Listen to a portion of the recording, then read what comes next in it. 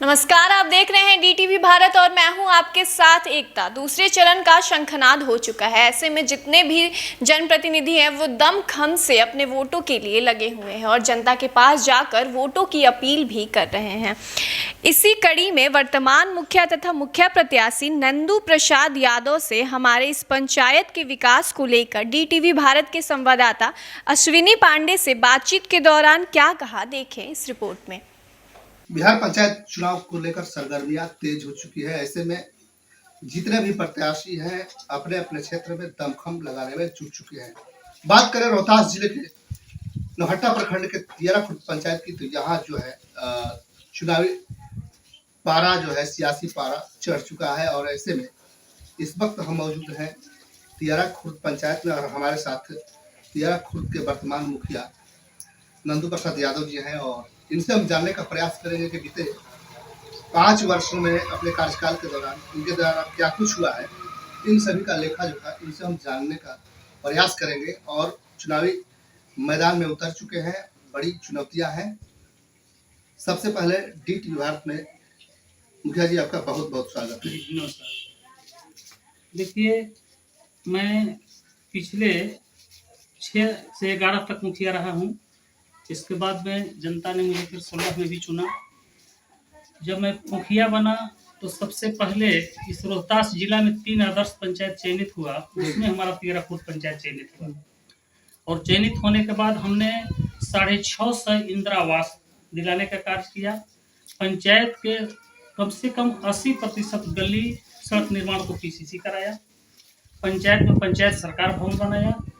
80% करीब गरीब लोगों को हमने बीपीएल बनाने का काम किया।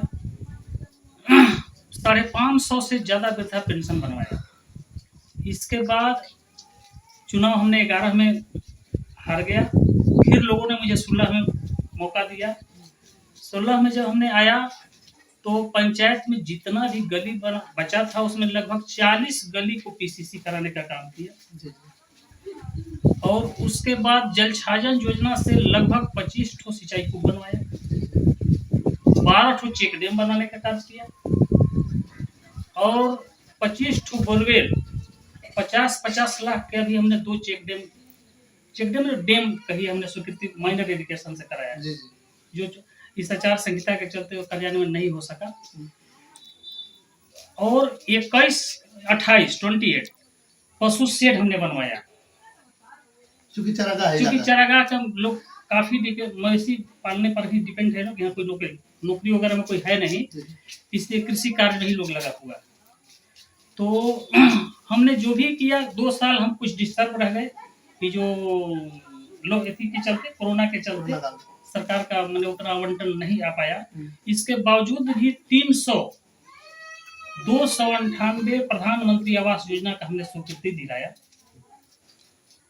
और जिसका कार्यान्वयन नहीं हो सका। 100 अपग्रेडेशन जो 50,000 रुपए का राशि सहयोग राशि बिहार सरकार से मिलनी है, वो हमने स्वीकृति दिलाने का कार्य किया है। तो ऐसे पंचायत सबसे मेरा छोटा है, उस हिसाब से हमने जो भी धनराशि मुझे प्राप्त हुआ है उससे मैं अच्छा से अच्छा कार्य करने का प्रयास किया। एक हाई स्कूल जो अभी कम से कम 27 किलोमीटर में कोई हाई स्कूल नहीं था, उसको तियरा कला में हमने स्वीकृति कराने का काम किया। तो यही मेरा कार्यकाल। ये तो बात शिक्षा को लेकर जिसकी कि संक्रमण काल यानी कोरोना काल, जिसे हम लोग संक्रमण काल कहते हैं। ऐसे में बहुत सारे जो माइग्रेंट थे, जो प्रवासी थे, गांव आए थे बाहर से, तो उन लोग के लिए आपने अपने पंचायत में क्या किया? अपने पंचायत में कोरोना काल से जितना भी आया वो लोग सभी को क्वारंटाइन सेंटर स्कूल में रखवाने का कार्य किया। 1,18,000 रुपया अभी जो अपने जेब से हमने पैसा लगाया है वो भी सरकार के यहाँ भी आवंटन के अभाव में बाकी पैसा है। सभी लोग को आया, 14 दिन हम रखवाते थे, खाना खिलाए, जो भी चीज था। और 2 लाख रुपया लगभग खर्च हुआ था, उसमें से 45,000 रुपया सरकार दी और शेष पैसा अभी तक बाकी रह गया आवंटन के अभाव में। जो भी बना उनके लिए हमने करने का कार्य किया है।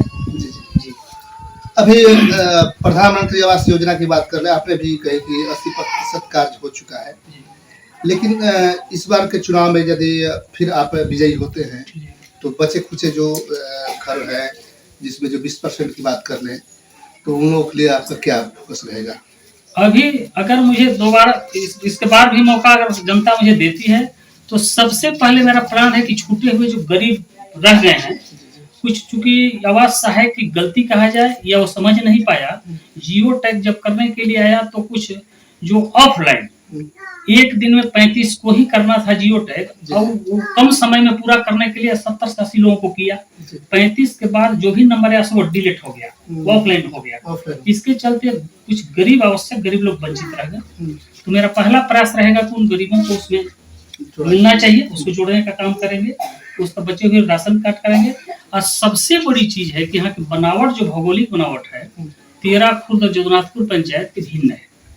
जिला में 2 पंचायत की स्थिति भिन्न है, क्योंकि जमीन इस तरह से है ढालूनुमा।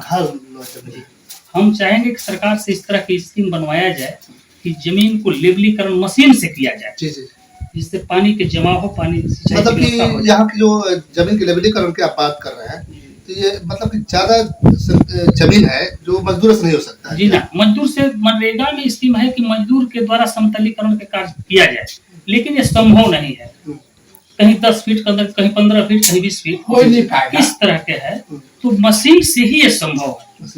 हम तो चाहेंगे कि सरकार का ध्यान आकृष्ट करना चाहेंगे। मतलब ये जो बातें आप कह रहे हैं, तो आगे आने वाले जो आप आएंगे, आपको दोबारा जो चांस मिलता है जी, वो ये करने की आपके जीवन में प्लान है। जी, हम वही बात है कि पहले चूंकि इसलिए कह रहे हैं कि यहाँ के लोग, ये दुर्भाग्य कहा जाए कि अभी तक नौकरी में 1% भी लोग नहीं है। मतलब यहाँ नौकरी नहीं है। एक सबसे टेली मेडिसिन के में अभी हमारे पंचायत में हमने अभी 10 तारीख को उसका पिछले महीना में उद्घाटन कराया।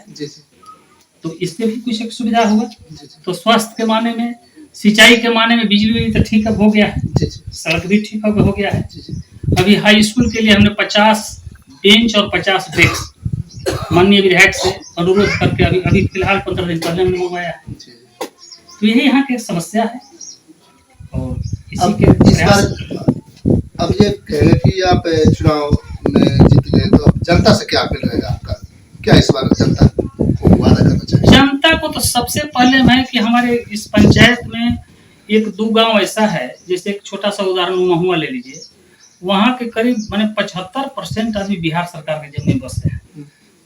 तो सबसे मेरा रहेगा कि उन लोगों को जमीन का रसीद कटना चाहिए, उन लोग के नाम से बंदोबस्त करा करके रसीद कटे, जमीन सिंचाई लायक बनवाया जाए। तो मेन चीज है कि जब कृषि पर है तो कृषि के ही हमारी प्राथमिकता रहेगी। मवेशी पालन की जहाँ बात है, तो एक मवेशी हॉस्पिटल का भी हमने रखा है कि कम से कम मवेशी के बीमार हो जाने के बाद में कहीं अगल बगल कोई हॉस्पिटल नहीं है, तो पशु के लिए चिकित्सालय बनाने का भी कार्य किया जाएगा। रही शिक्षा की बात, तो हाई स्कूल अभी बना है, शिक्षक सरकार भेज देती है तो शिक्षा की समस्या तो थोड़ा निदान हो जाएगा। जी, तो यही बात है। तो ये थे हमारे साथ 11 खुर्द पंचायत के मुखिया नंदू प्रसाद यादव, जिन्होंने बड़ी बेबाकी से अपनी बातें कही। हालांकि दूसरे चरण में जो है नामांकन की प्रक्रिया हो चुकी है और 29 सितंबर को यहाँ मतदान होना है।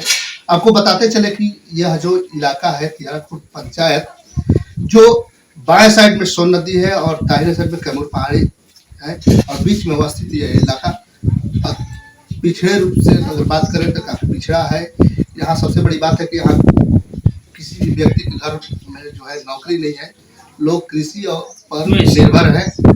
इसी के साथ रोहतास के 13 खुर्द पंचायत से DT विभाग के लिए मैं अश्विनी पांडे।